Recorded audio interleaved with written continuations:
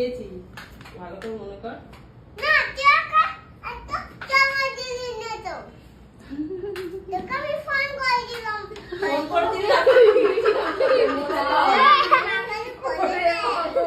কোথায় আছি আমরা